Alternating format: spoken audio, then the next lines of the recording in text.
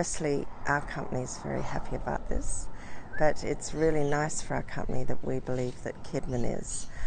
Nearly all the shareholders at this time have actually accepted our offer, and it's an offer that means that Kidman stays under Australian management and under Australian majority control. So I hope that this is good from our company to be able to work with the Kidman staff. We're looking forward to it.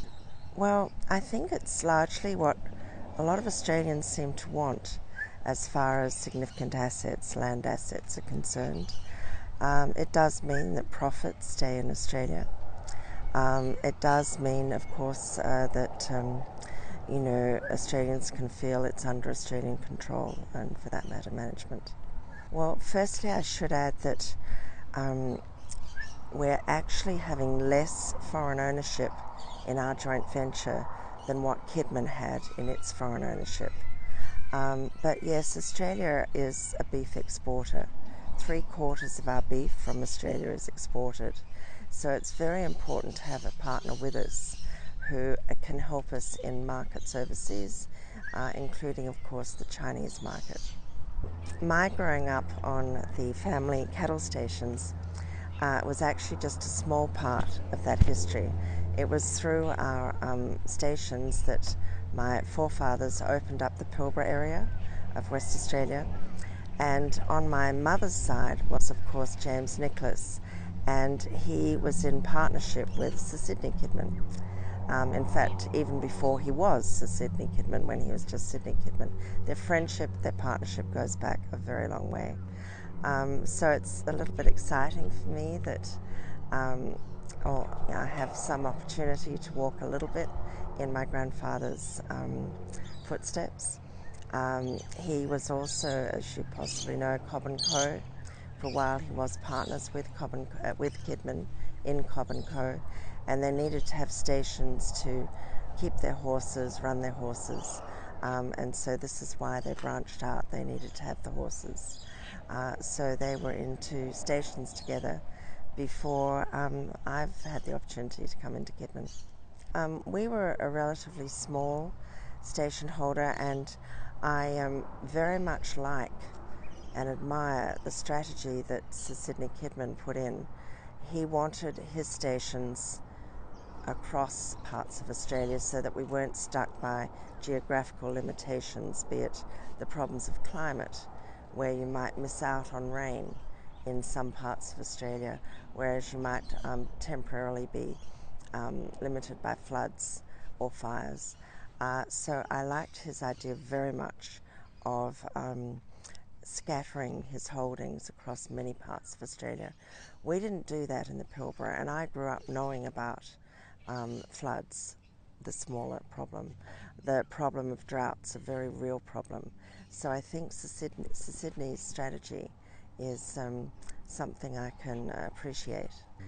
When you've had the issue which we've had for a long time, building the company on iron ore and having the obligation of very significant bank debt to do it, we've had to do a lot of putting our eggs in the one basket.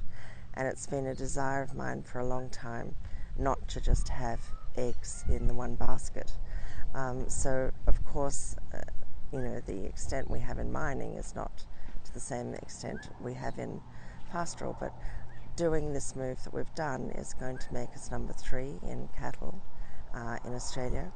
So it's certainly exciting from my perspective, and I hope that Australia likes it because it keeps management control and profits to a large extent in Australia. I grew up on a station, 2 stations, but our holding was nothing like the strategy that Sir Kidman had. Yeah. So, now we've increased the cattle holdings, and I think this is good because it does diversify, and it certainly follows a little bit in Sir Sydney Kidman's strategy of risk mitigation, having properties scattered in different parts of Australia. I think that a lot of Australians want to see Australian ownership in our significant assets, our significant land holdings. Sometimes that might be an emotional thing, but there are those practical things too, such as profits staying in Australia. So I think it's a combination of things in relation to what I'm saying about looking forward to working with Kidman. This is business. I'm really looking forward to learning firstly from the managers their views on how we could improve the stations, because there hasn't been the investment opportunity that they'd have liked to really bring these stations up, increase their productivity. So I'm looking forward to my tours of the stations to listen to the managers firsthand. I really do want to see more technology brought into the stations. I'm fascinated with what we already do up north with the usage of drones, for instance. I mean, the costs of going out to check your troughs are operating as they must every day or cattle die.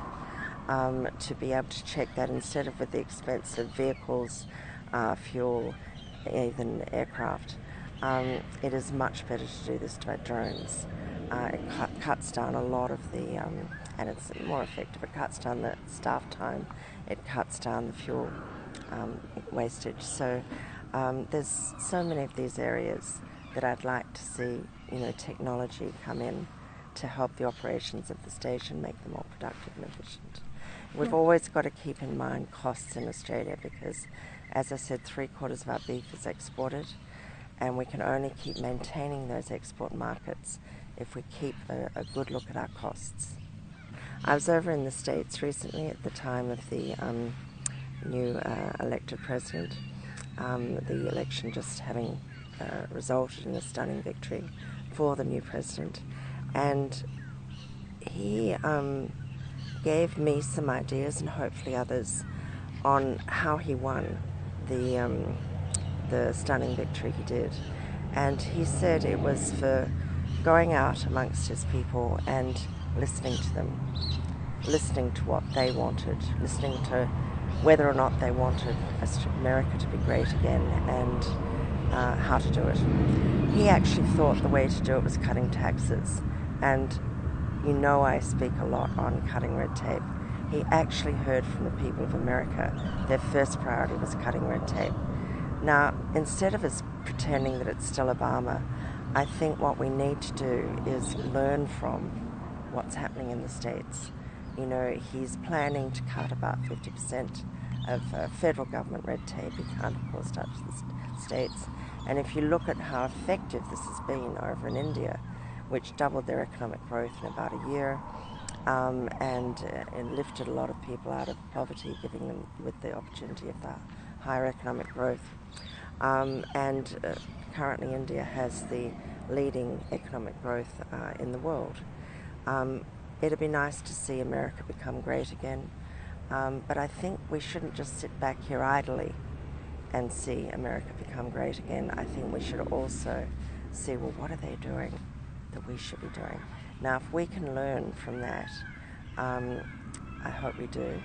If we can learn from that, I see some very positive things happening in Australia. Would they listen to me? Probably not.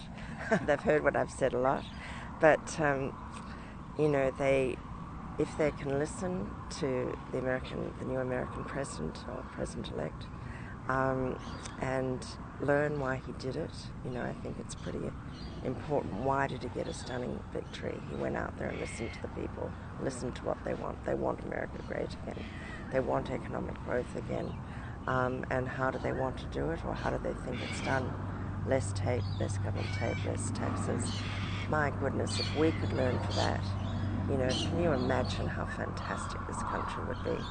So even if they don't listen to me, I just hope they listen to what's happening in the States. Always got to keep an eye on costs, and I hope from the oil price crash, we have learnt we've got to be more serious about costs, which means, of course, helping with technology, but it also means cutting the cost of government red tape, because these approvals, permits, licenses, and the compliance burdens are enormous. And that is one piece of fat that we can afford to cut. We can't do much about our wage rates, we can't do much about many factors that go into the cost of iron ore. The big bit that we need to do something about is cutting government red tape. It should have been so obvious we should have done it. So we haven't, we've suffered. But hopefully, as I said, learning from what India's doing, if we will learn from what this president-elect was elected on for a stunning victory, I'd like to be an optimist and see improvement.